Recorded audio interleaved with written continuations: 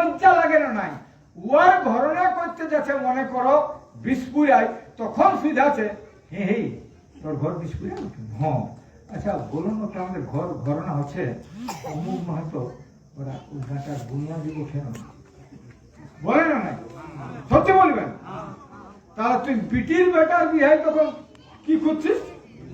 বুনিয়াদি আরে কুর্মীরা বটে এখানের বুনিয়াদি এই ছোট সবচেয়ে পুরানো যায় সেটা হচ্ছে কে কুর্মীরা তো সেই কথাটা বলছে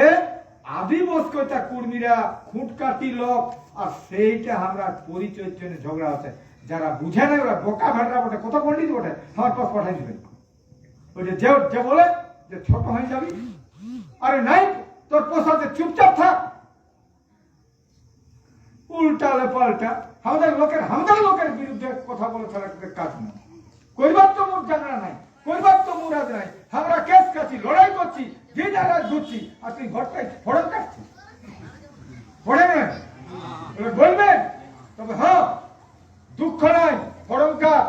মনে রাখবেন ভারতবর্ষ যেদিন স্বাধীন হইল 1% মোটেই লোকে সাপোর্ট করেছিল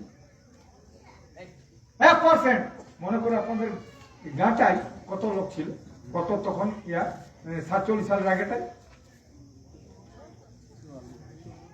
এই গাঁটাই মনে করো একটা কোনো কথা যে তখন 300 লোক ছিল তো 300 লোকে 1% মানে 3 লোকে সাপোর্ট করেছে তাও তো হয়েছিল দেশ স্বাধীন হয়েছে না মনে রাখবেন যারা দালালি করে কথা বলছেন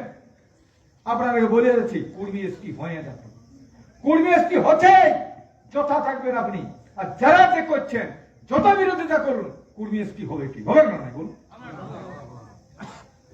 বেকার যাবে আমাদের লড়াইটা সুখ লাগছে আজ এই পুরুলিয়াটাকে খাই মাছে সালা আমার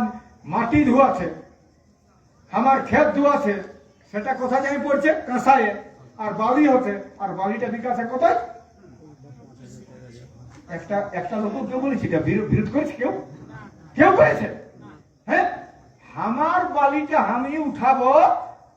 আমাকে কিনতে হচ্ছে কত লজ্জা লাগছে নাই যারা পার্টি করছে তাদের লজ্জা লাগছে নাই যারা বিরোধী পার্টি করছে তাদের লজ্জা লাগছে নাই আর অজিত মাহাতো প্রতিবাদ করছে আর এখনো বলছি পরিষ্কার কথা বলছি কারণ আমার সত্যিকারের দমে লড়াই হচ্ছে এই লড়াইটার জন্য সময় দিতে পারছি নাই একবার নদী সবাই যাবে না সব সালা বলবো ট্রাক বন্ধ আমার বাপের বালিকে লিখছে তোর বাপের বাটা কলকাতায় এটা আসছে মানে কিনতে কলকাতার লোকের সব বালি কিনে নিয়েছে তাহলে এটা হলো না বলো না এটা পরাধীন ছিল না বলো তো পরাধীন ভারতবর্ষ আজও পরাধীন আছি আমরা আর সব বাবুনের দল কলকাতায় দিল্লি বসে আছে আর পার্টি করেছে ওরা এক একটা পার্টি আর পার্টি মানে কিছু লোকের দেশ চালায় পার্টি মানে আর আমাদের লোকে ওইটা সোচ রেখে যায়কে দিদি ঠিক নাইলে দাদা ঠিক গামছা পরে সিটটা পাবো না নাই ও সিট পাবার জন্য চাইছে এটা মানুষের দুঃখ কষ্ট হচ্ছে এটার জন্য কেউ নাই তো সিটটা কি করে পাবো আরে সিটের গোষ্ঠী 3 বাড়ি লড়াই কর তোর কি হচ্ছে আজ নদীর বালি বনের কাঠ ভুঁইয়ের পাথর ভুঁইয়ের কয়লা সব লুটাই যাচ্ছে না নাই আর আমরা জিন্দাবাদ জিন্দাবাদ কুর্মীরা গোটাই বাদ পুরুলিয়া লোক গোটাই বাদ কারণ বুঝাই নাই এই লড়াই করতে হবে কুর্মীরা দেশ কি হবে কে আজ লড়াই দরকার আছে এই লড়াইয়ের চিন্তা চেতনা সবচেয়ে দিয়া বড় মনে রাখবেন পার্টি করলে পঞ্চায়েতে জিতবেন মেম্বার হবেন প্রধান হবেন এমপি কে হবে এমএলএ হবে কেউ মন্ত্রী হতে পারে সমাজ বদলাবার ভরসা কারণ সমাজ বদলে লড়াইয়ের মাধ্যমে অজিত মাহাতো আজ কি বলছে আদিবাসী কুর্মী সমাজ কি বলছে তাহলে মদ খাওয়া ছাড়া তো উন্নতি হবে না কিছু মদটা ছাড়লে উন্নতি হবে পঞ্চায়েতে জিতবার নাই কো ভোটর তোর জিতবার নাই কো এমএলএ জিতবার নাই কো এমপি জিতবার নাই কো গায়ে মদ ছাড়াও গায়ে মদ ছাড়াও পার্টি ভোটের আগে দিন যেমন কোন পার্টি আছে ভোট হলে তার আগের দিন জেরা কিনে মদ আছে না, লড়াই দরকার আছে। এই লড়াইয়ের জন্য আমরা ডাক দিছি হুলহুলি টান 5,000 লোকের দুদিনের চর্চা হবে। কি করব? আমি নিজে যাইছিলি শান্তি রামের ঠিক মিটিং এ যাবে, কার্ড দিয়েছি, ওকে নিমন্ত্রণ করেছি। আর কালও যাইছিলি হাট ঠিক জ্যোতির্ময় ঠিক, আর আগামীকাল নেপাল মাতো ঠিক যাচ্ছে। না লোকে বলবো অজিত মাহাতো নিজে এই করছে, এরকম সবার ঠিক যাচ্ছে। যদি না সে কি করবো বলুন, কি করব?